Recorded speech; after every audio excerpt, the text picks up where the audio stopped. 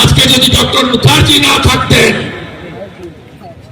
এটা তো বাঙালিদের পার্টি, বাঙালি নেতা সৃষ্টি করা পার্টি। কোন বাঙালিকে কাশ্মীর থেকে কন্যাকুমারী পুজো দিয়ে, ফুল দিয়ে, ধূপ দিয়ে, দীপ জ্বালিয়ে কর্মসূচি শুরু হয়? সেটা একমাত্র বিজেপি।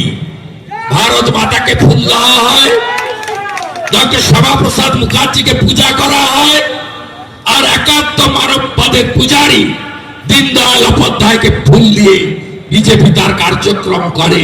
সে কাশ্মীরে হতে পারে, কন্যাকুমারীতে হতে পারে, আন্দামানে হতে পারে, গোয়াতে হতে পারে, দিল্লিতে, কলকাতায় হতে পারে।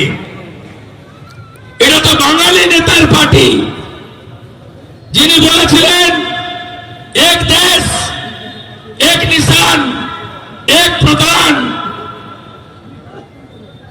এক কানুন। সেই ডক্টর শ্যামাপ্রসাদ মুখার্জি দিয়ে গেছিল বলে আমরা বাঙালিরা হিন্দু হোমল্যান্ড পেয়েছি।